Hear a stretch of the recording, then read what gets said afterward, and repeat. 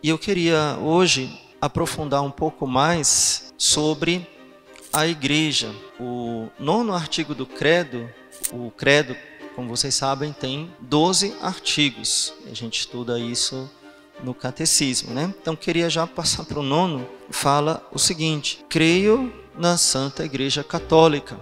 E muito se discute hoje em dia sobre onde está a Igreja de Jesus. Será que a Igreja de Jesus é somente a Igreja Católica? Será que só se salva quem está na Igreja Católica? A resposta simples é sim. Pronto, acabou o catecismo. Vamos lá. Primeira coisa que a gente deve compreender é que a Igreja, ela não é uma entidade invisível. Essa é a doutrina protestante, que a Igreja, ela é invisível. Então qualquer esquina, botar uma porta de ferro assim, daquelas que sobe e desce, vira igreja. Porque para eles não vale nada, porque a igreja é invisível. E isso é contrário ao dogma católico, é contrário ao que Jesus fez e ao que Jesus disse no Evangelho. Quando eu expliquei para vocês sobre a palavra de Deus, eu disse: nós, católicos, devemos nos orgulhar, no bom sentido, de seguirmos a Bíblia. Somos os únicos que seguem a Bíblia. As outras seitas que se dizem cristãs e que seguem Jesus, que creem em Jesus, eles não seguem toda a Bíblia. Eles escolhem o que querem seguir. Essa escolha do que eu quero seguir chama-se heresia. Heresia não é um xingamento que a gente diz para uma pessoa que não é católica. Não. É uma palavra que significa que eu escolho aquilo que eu quero crer, né? Então, eu escolho uma parte e rejeito outra parte. Então, cada denominação protestante escolhe aquilo que eles querem acreditar. Eles interpretam a palavra de Deus conforme o que eles acham, né? Então, por isso que existem tantas denominações e elas não concordam entre elas. É muito importante frisar isso. Elas não concordam entre elas. Então, dizer que a igreja é invisível e cada um interpreta a Bíblia e está todo mundo no mesmo barco, tá? Não. Porque entre eles existe discordância. Eles só têm uma coisa que eles concordam: eles odeiam a Igreja Católica. Isso aí, eles estão tudo de mãozinha dada. Mas cada um inventa uma coisa diferente. Pra vocês terem uma ideia, tem igreja que as senhoras usam véu. E é parecido com a gente, né? Então, as mulheres de um lado, os homens do outro. Nosso Senhor criou uma estrutura visível, que também é invisível. Veja, a igreja é o corpo de Cristo. Todos nós temos um corpo. Nosso corpo, ele é visível, né? Então a gente pode ver a nossa mão, nosso pé, a gente pode ver uns aos outros. Mas existe uma coisa que também somos nós, que é invisível. E não estou falando aqui das tripas. É a alma. Porque até as tripas, se você cortar, você vê, né? Se operar, dá para ver. Não, a alma. A alma não tem quem opere e veja, né? A alma é invisível, mas é real. Porque se a gente não tiver alma, a gente não vive, né? A gente não tem vida. O ser humano é corpo e alma. Então, a igreja, ela é visível porque ela está no mundo e porque assim Jesus o fez. Deus se encarnou para se fazer visível, para se fazer escutar, ver, tocar. Então, como é que ele ia deixar uma igreja só mental? Então, não faz sentido. A igreja é a presença de Jesus no mundo, é a continuação da obra de salvação no mundo. Então, sim, nosso Senhor deixou uma igreja visível. Mas a igreja visível não é o templo, embora a gente chame o templo de igreja também. Mas essa igreja aqui a gente escreve com I minúsculo. A igreja visível, ela, como é que a gente vê a igreja? a gente vê através da hierarquia e através dos sacramentos. Então, o Papa, os bispos, os sacerdotes, os fiéis, os batizados também, todos nós fazemos parte do corpo místico de Cristo, que é a Santa Igreja. E os sacramentos são estes instrumentos eficazes da graça de Deus para a nossa salvação. E vamos falar mais sobre isso, tá? Então, aquela frase que a gente escuta muitos protestantes falarem, né? Placa de igreja não salva ninguém. E eu já até falei aqui no catecismo, a deles não salva mesmo não, mas a nossa não precisa de placa. Então, padre, eu posso dizer que existe salvação na igreja? A igreja salva? Sim, porque se eu não disser que a igreja salva, eu estou dizendo que Jesus não está nela. Jesus está, né, presente na sua igreja, ele prometeu que estaria presente. Ele salva através da igreja. A igreja é um instrumento eficaz da salvação de Jesus. Então a salvação não é algo mental, que eu mentalizo aqui, eu estou salvo. Quem te disse? Não pode ser só no pensamento, só a fé não é apenas uma coisa psicológica. Então é algo concreto. Deus, repito, se encarnou para poder ser visível. Como é que a salvação é uma coisa da minha cabeça? Não, tem que ser algo concreto. Então, sim, a igreja é um instrumento da salvação e é um instrumento da presença visível de Jesus no mundo.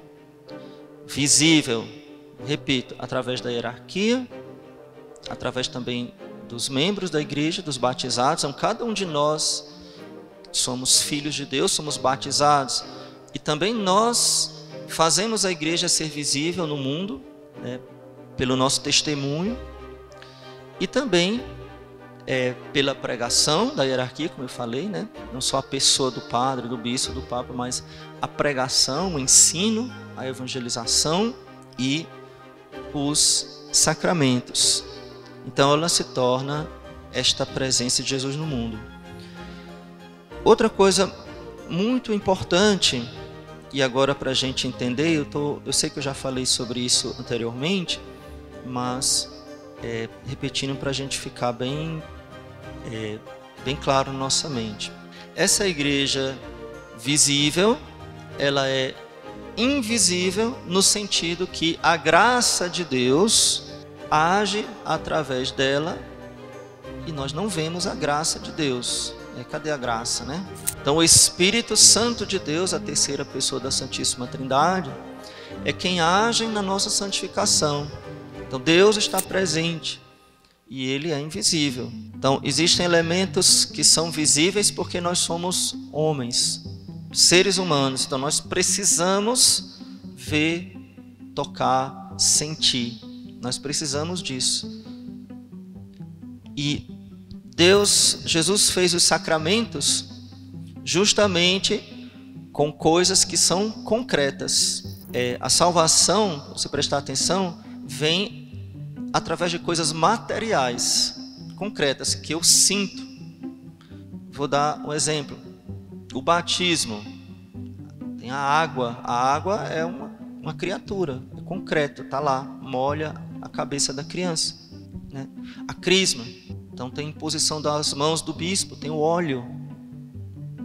A unção dos enfermos, tem o óleo. Eucaristia, tem o pão e o vinho. Então são coisas que a gente pode pegar.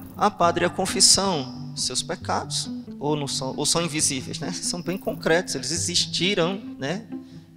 Você os cometeu, você precisa falar, ou pelo menos comunicar ao padre, né? Pode ser que a pessoa seja muda, ela pode escrever, mas por isso que não existe, vou abrir aqui um parênteses, confissão pela internet. Olha, vocês não têm noção do tanto de gente que já pediu para eu atender confissão pelo WhatsApp. Não faz sentido. Por quê? Porque é um meio eletrônico, não existe o contato físico. Todos os sacramentos precisam desta realidade, né? Então, claro, para além do fato de que seria perigosíssima a quebra do sigilo, né? Passando mensagem, sabe lá se é o padre que está passando mensagem ou se é outra pessoa. Ah, padre, o vídeo chamada. Não, mas não é. Aquilo pode ficar gravado. E não é nem, mas não é nem essa questão do sigilo. A questão é que você precisa encontrar Jesus na pessoa do padre. Então todo sacramento é um encontro pessoal com Jesus. Eu encontro Jesus que perdoa na confissão. Quando eu me ajoelho lá no confessionário, eu devo ir como Maria Madalena, como aquela pecadora que foi pega em adultério, né? Que estava lá prostrada no chão. E Jesus disse: ninguém te condenou? Eu também não te condeno. Vai e não peques mais. Então, quando a gente recebe a unção dos enfermos, a extrema-unção é como a visita de Jesus naquelas casas daqueles doentes, né? Ou aqueles doentes que Jesus curou através do sacerdote e com o instrumento do sacramento, que é o óleo, então, que foi criado por Jesus. Jesus mandou os apóstolos irem de 2 a 2 e ungirem os doentes com óleo. Na parábola do samaritano também fala desse óleo, né? Mas o casamento, né? Só outro parêntese aqui, né? O nível de loucura das pessoas quando perde Deus. A gente não sabe se achar graça, a gente não sabe nem como reagir, né? Então, o que foi, meu Deus, que eu vi essa semana? Uma mulher, não sei aonde, que ela casou com ela mesma. Não, gente, pelo amor de Deus. E o pior é que, antigamente, uma notícia dessa não saía porque a pessoa estava trancada no hospício, né? Hoje em dia vira notícia. Meu Deus, eu nem tô tão velho assim, né? Mas assim, quando eu era mais jovem, uma pessoa dessa estava trancada no hospício com camisa de força, amarrada assim. A pessoa, não. Alguém fez o casamento dessa maluca.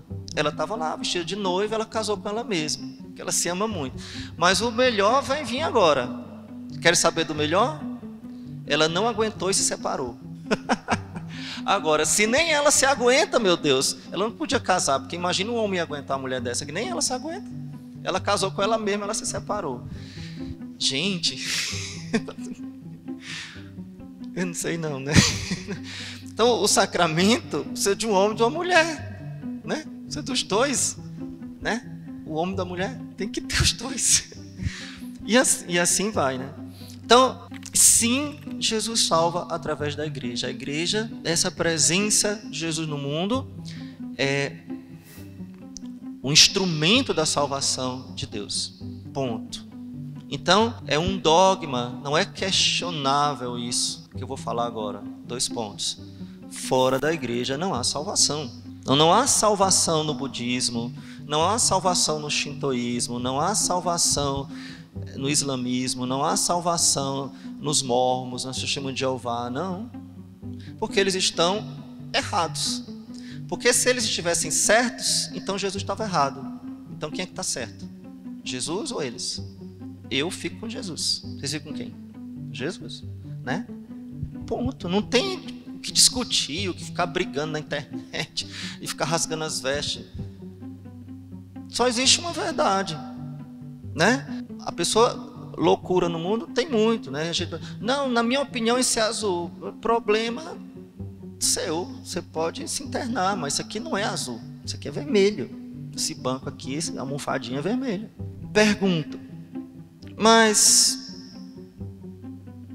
quer dizer que Deus vai levar todos os protestantes para o inferno? Quer dizer que uma pessoa que está lá na China, comunista, lá é proibido evangelizar, e a pessoa é muito boa, ela vai para o inferno porque ela não foi batizada? Vamos lá, aí é que entra o difícil. Começando pelo menos difícil, que são os protestantes, né? Eu não posso dizer que eles serão condenados, porque, primeiro, eles creem em Jesus. Então, o primeiro passo eles já deram. Segundo, eles creem em várias coisas que nós acreditamos também. Na Bíblia, né? No Espírito Santo, no Pai. Bom, é pouca coisa, mas alguma coisa, né? Então, eles podem ser salvos. O batismo deles, de muitos deles, é válido. né? Porque é válido. Isso é uma discussão que vem desde o início da igreja, tá? Quando haviam heresias no início da igreja, cismas, se discutia se o batismo dos cismáticos, dos hereges, era válido. Então a igreja, depois de muito discutir, chegou a essa conclusão. Se quem batiza e quem recebe o batismo, né, recebe com a intenção de ser filho de Deus e usando a fórmula que Jesus falou na Bíblia, né, eu te batizo em nome do Pai, do Filho e do Espírito Santo, com água. Você tem algumas condições que fazem com que o batismo seja válido. Então, qual é a possibilidade de salvação desses cristãos? E aí é que a gente fica um pouco difícil, porque a gente diz, não, mas fora da igreja católica não há salvação. Então como é que eles vão se salvar? Qual é a resposta que a igreja dá? Eles se salvam por causa da igreja católica, de uma maneira misteriosa que nós não sabemos. Então eles podem se salvar por causa da igreja católica. Todas as graças de salvação estão na igreja católica, mas elas, digamos assim, que respingam fora. Então quando eles pegam alguma coisa nossa, é um respingo, e por causa desse respingo, eles podem, eu não estou dizendo que eles vão. Quem vai dizer isso? Deus. Então eu nem posso mandar todo mundo para o inferno, porque eu não sou Deus, e nem posso mandar todo mundo para o céu, porque eu também não sou Deus. Ninguém pode fazer isso. O inferno está vazio, tomara que tu não vá lá para ver. Claro que não está vazio, Jesus disse que ele tinha gente lá, os santos viram um monte de gente lá. Está vazio de quê? Infelizmente não está. Tem uma multidão de demônios e um bocado de gente lá também, né? Infelizmente.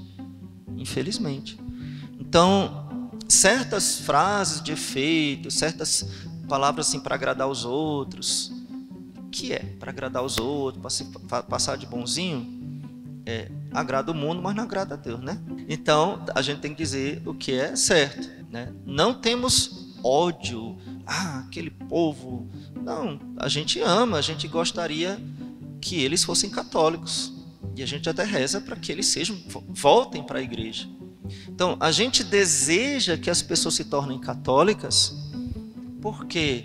Porque aqui está a plenitude da graça de Deus. A fonte é aqui. Todos nós que somos católicos, estamos aqui na igreja, nós temos consciência de que a gente tem duas coisas que a gente tem consciência. Primeiro, que Deus nos dá muito. Deus nos dá os 7 sacramentos. Nosso Senhor nos dá Nossa Senhora, a sua mãe, né? A mãe dele, os anjos. Ontem foi o dia de São Miguel Arcanjo. Nós temos o anjo da guarda, nós temos os padres da igreja, nós temos os teólogos, nós temos os santos, grandes doutores da igreja, nós temos os pastores da igreja, nós temos a confissão, nós temos o texto, o rosário, temos o ensinamento dos santos, as visões, as revelações dos santos, as aparições de Nossa Senhora. O que mais que a gente tem? Os 7 sacramentos, já falei. Nossa, a gente tem muito, né? A gente tem as almas do purgatório, os santos que estão no céu, que intercedem por nós. A gente nem sabe contar o tanto de graça que a gente tem. Primeira coisa, não podemos esquecer isso. Agora a segunda coisa é verdade também, que eu vou falar. É difícil ser santo. Fácil não é. Então a gente luta, a gente faz penitência, a gente faz jejum, a gente faz devoção, a gente faz quaresma, a gente faz advento, a gente não sei o que, vem para missa todo domingo e assiste catecismo, lê não sei o que. E a gente ainda cai em tentação, né? Ainda tem que se confessar, porque a gente ainda cai em tentação com tudo isso que a gente tem. Imagina, Deus só falta dizer assim, pegar assim a gente com uma mão e levar a gente para o céu assim, a força, porque de tanto de coisa boa que a gente tem, né? E a gente ainda é fraco, e ainda peca, e ainda acha difícil, ainda precisa fazer penitência. Agora imagina, a pessoa não tem Eucaristia, não tem Nossa Senhora, porque não gosta dela, não reza para ela, não tem intercessão dos santos, não acredita nos anjos, não acredita na confissão, não acredita no matrimônio, não acredita na unção. Sobrou o quê? Tá entendendo? Então, Por isso que eu estou dizendo, nós queremos que eles venham beber da graça, porque lá eles estão na secura, não tem nada. Entra numa loja, eu chamo de loja, né? Só tem as paredes e um pastor aqui gritando no meio, paletó e gravata, e no final pedindo dízimo. É só o que eles têm, não tem nada. E falando mal da igreja, né? Porque uma coisa que faz você chamar pessoas para lhe seguir é você ter um inimigo para atacar, entendeu? Você tem um inimigo e aí você junta pessoas, a pessoa esquece de você, ela fica olhando para aquele inimigo, mesmo que aquele inimigo seja um fantasma que você criou. Então, qual é o inimigo que eles têm para poder ter uma razão de existir? É a Igreja Católica, né? Não tem um discurso, um escrito, uma coisa que não seja atacar a Igreja Católica, né? É meio esquisito, mas essa é a verdade. Então, Deus pode, por um mistério que nós não sabemos, salvar essas pessoas que creem em Jesus, mas que não têm todas as graças que nós temos. Obviamente que Deus vai levar em consideração a ignorância, a boa vontade, as oportunidades, porque Deus é justo, né? Então Deus vai levar em consideração isso. E aqui já sou eu falando, né? Porque é um mistério, a gente não sabe. Na hora da morte, naquele momento da passagem dessa vida para outra, aquela pessoa vai ver o erro que ela estava. E se ela for uma pessoa humilde e uma pessoa de boa vontade, ela vai pedir perdão ao Senhor e será salva. Passando pelo purgatório, obviamente, tem que torrar um pouquinho, porque não é possível a pessoa passar a vida toda falando Nossa Senhora, tem que torrar pelo menos uns 1000 anos, que não tem cabimento, né? Tem que pedir muito perdão a Maria Santíssima, porque misericórdia. Só que não amarra Maria, vai pro céu direto, é ruim, hein? Não acredito nem a pau nisso, vai nada. Não tem nem perigo a pessoa que falar mal Nossa Senhora vai pro céu. Ela vai ter que torrar um pouquinho, ficar bem tostadinho, daí pode ser, se for, né? Então, todas as graças que aquela pessoa tem, ela vai perceber que ela recebeu da igreja. Agora, uma pessoa que não crê em Jesus, ela é de outra religião, tá? Existe a possibilidade dessa pessoa ser salva? Existe. É sempre uma possibilidade. Aí é que está a questão, porque as pessoas confundem como se fosse uma certeza. Então, e veja como isso é perigoso, porque digamos que uma pessoa tem um câncer muito grave, muito invasivo, né? E essa pessoa não acredita no médico, ela acredita nos chazinhos que alguém passou por aí, sei lá, se eu não comer sal, açúcar, eu vou ficar bom. Então a pessoa não crê no médico. Existe a possibilidade daquela pessoa ficar curada do câncer? Bom, eu não vou testar, porque não sou doido. Quem sabe, pode ser que tenha, né? Então, soltei aqui um exemplo meio absurdo. Então, sim, a possibilidade também vale para os pagãos, porém sempre passando pela igreja, nas graças que Deus derrama na igreja católica, por causa da graça de Deus que está na igreja católica, por causa da nossa oração aqui, por exemplo, a gente reza pela conversão dos pecadores, dos pagãos. Então Deus pode se utilizar desta nossa oração e desta graça para salvar um pagão lá da China, de modo muito extraordinário, um milagre, né? Jesus instituiu o batismo,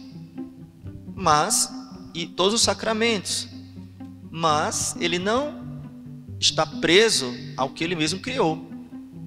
O que é um milagre? É Deus que diz assim: fui eu que criei essa lei aqui, mas eu não vou fazer o que eu quero. Eu criei a lei da gravidade, mas eu vou fazer o santo flutuar. Pronto. O milagre é Deus dizendo que ele manda no que ele criou. Então, por exemplo, São Dimas, que a gente venera, um santo, né? Não foi batizado, estava lá pregado na cruz ao lado de Jesus. Mas pediu perdão, pediu a Jesus para ir para o céu. Jesus disse: tá bom, você vai para o céu. Ele acreditou em Jesus ali na hora e foi batizado com o próprio sangue dele, né?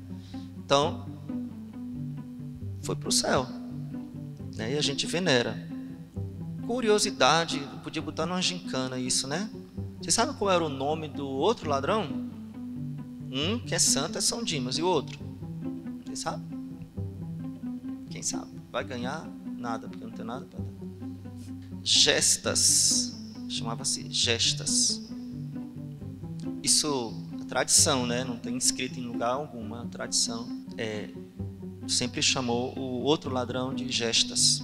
Era Dimas e Gestas. Então Dimas foi para o céu e Gestas está lá torrando na casa quente, abraçado com Judas Iscariotes. Se eles não estiverem lá, então não tem ninguém. Então vamos lá. O catecismo diz assim: Nosso Senhor Jesus Cristo fundou sobre a terra uma sociedade visível, a qual se chama Igreja Católica, e que todas as pessoas que fazem parte desta igreja estão em comunhão entre si.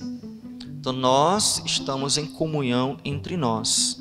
Algumas informações aqui do catecismo para a gente lembrar. A palavra igreja significa convocação, né? Em grego, eclésia. A palavra grega é eclésia e significa convocação. Então, convocados por quem? Por Deus. Deus nos chamou a fazer parte da sua igreja. Por isso que essa palavra eclésia ficou em algumas palavras que a gente usa até hoje, né? No português, eclesiástico, por exemplo, né? As vestes eclesiásticas, né? Dignidade eclesiástica. Então ou seja, da igreja, né? Então Deus nos chamou a participar nos convocou a participar desta sociedade visível que é a Santa Igreja. Eu acho que eu não expliquei, assim, não terminei de falar a história do pagão, né? Não sei se deu para entender. Por uma graça extraordinária, aquele pagão pode ter, no momento também da sua morte, alguns santos dizem que um anjo pode aparecer para ele e batizá-lo, não sei. Ou um missionário pode chegar lá na última hora. Isso aconteceu lá na África, nas nossas missões, né? De a gente batizar uma pessoa que estava morrendo ali na última hora. Foi lá, batizou, a gente fez o catecismo rápido ali. Eu não, né? O padre Federico. E a pessoa estava muito mal mesmo, né? Ali deitada em casa, aquele casebre. E o padre fez o catecismo ali rápido, fez as perguntas da fé, se a pessoa acreditava. A pessoa disse que sim, né? A pessoa tinha alguns rudimentos de fé, e se ela aceitava ser batizada, e ela aceitou, e foi batizada ali no momento da morte. E meia hora, uma hora depois, a pessoa morreu. Que bonito, né? Então vou voltar aqui para o pagão, né? Quando nós temos consciência de que Jesus fundou uma igreja, só existe uma verdade, e que por amor a Jesus e por amor às pessoas nós devemos evangelizar, tudo faz sentido. Nós sabemos que não será fácil se salvar fora da igreja. Aliás, nem haverá salvação fora da igreja, mas apenas por uma graça extraordinária, né? Por um milagre, ou porque a pessoa recebeu das migalhas que caem da mesa do dono. Lembra daquela senhorinha, né? Jesus, cura minha filha, cura minha filha. Jesus respondeu, nem respondeu, né? Disse assim, os discípulos aqui ficaram insistindo. Ele disse, eu não vou tirar o pão dos filhos para dar para os cachorrinhos. E ela respondeu, mas até os cachorrinhos comem das migalhas que caem da mesa dos donos. Então, essas migalhas que caem da mesa são estas graças que eu estou falando, que caem da mesa que é a nossa mesa, a mesa católica. da fé católica, da graça que Deus derrama na sua igreja. Então, estas migalhas que caem, que eles pegam, pode ser para eles instrumento de salvação, né? E o pagão a mesma coisa, uma graça extraordinária que ele pode receber. De que forma? Não sei. Quantos? Não sei. Então, como eu não sei, imperativo, é muito importante que eu evangelize, que eu reze pela conversão dos pecadores, né? Que eu reze pela conversão dos pagãos, dos ateus, que eu reze pela conversão das pessoas de outras religiões, porque eles estão no caminho contrário ao céu, porque eles estão no erro, né? Não tem como haver duas verdades, só existe uma verdade. Ou a coisa faz bem ou faz mal, né? Ou eu sigo por um caminho e chego na minha casa, ou eu sigo por outro e chego em outro lugar e não chego nunca. Se eu não for para o caminho certo, eu não vou chegar nunca. Não adianta. Por mais difícil que seja, mas aquele caminho ali é asfaltado, é iluminado e é bonito e não se, tem uma musiquinha, tá, mas o meu é supino, cheio de pedra e a barro, não sei o quê. Pois é, mas a minha casa é para lá. Não adianta eu descer no asfalto se a minha casa é para lá. Então não tem, só tem um caminho. Então, entendem por que a gente pode dizer sim que outras pessoas de outras religiões podem se salvar? Então não é uma heresia falar que outras pessoas de outras religiões elas podem se salvar. Podem, mas elas podem, não é que elas vão. Elas podem, né? Existe uma possibilidade e mesmo assim será porque elas receberam de uma forma que a gente não sabe qual, e Deus é que sabe, e Deus é sempre justo e sempre bom, a gente não pode duvidar disso. Então receberam as graças que Deus deu à sua Santa Igreja. Por exemplo, a pessoa não amou Maria, mas ela vai ter que engolir, porque Jesus veio por ela. Jesus não desceu do céu homem feito, né? Então, se a salvação, como diz São Luís, né? Maria de Montfort, né? Se a salvação veio do céu por Maria, quem sou eu para não aceitar o canal que Deus escolheu? Eu só posso ir por ela, né? Então, claro que Nossa Senhora vai interceder a Jesus também por esses filhos rebeldes. Se, e aqui termino, se, e só Deus pode julgar, Deus vir nesses corações um negocinho chamado boa vontade, ou boa intenção, reta intenção. Então, a reta intenção, a boa vontade e a ignorância, existe até uma brincadeira que a gente chama, essas coisas são o 8º sacramento. São 7 sacramentos que levam para o céu, mas tem um 8º, que é invisível, chama-se ignorância, ou boa intenção.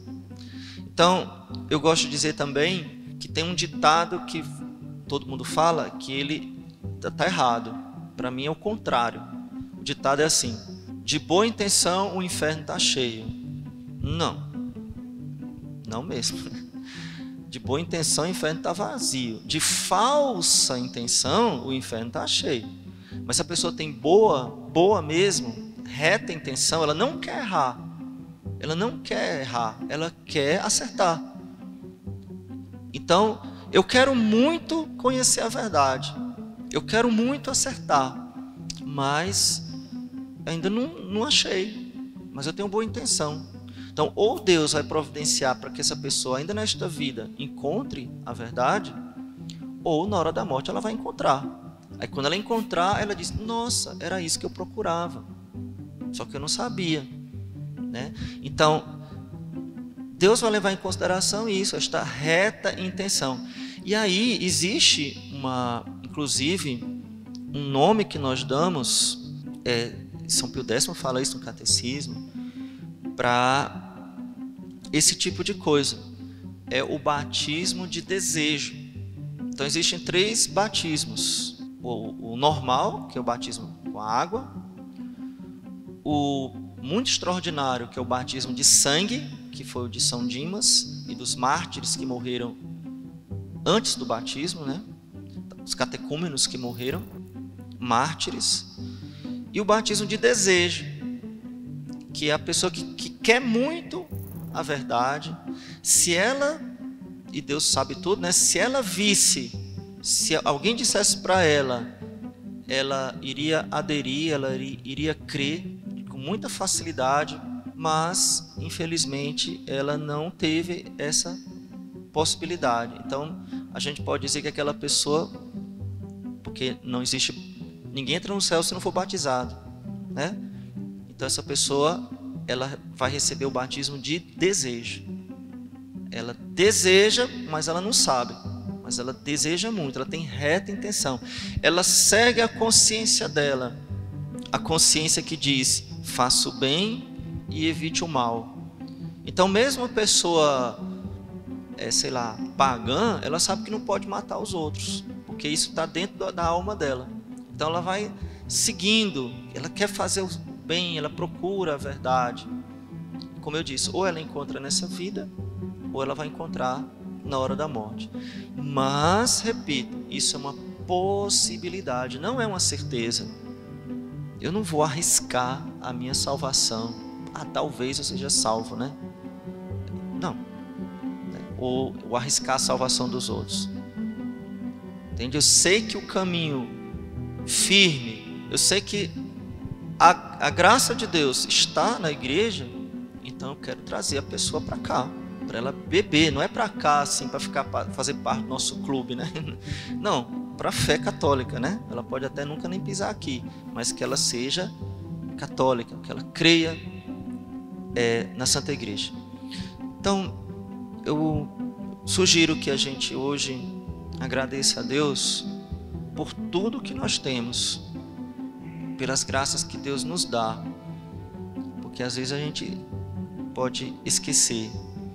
Lembrando que a quem muito foi dado, muito será cobrado. Então, a gente também tem essa responsabilidade de aproveitar bem essas graças de Deus e agradecer a Deus e usufruir dessas graças para a nossa santificação e nossa salvação.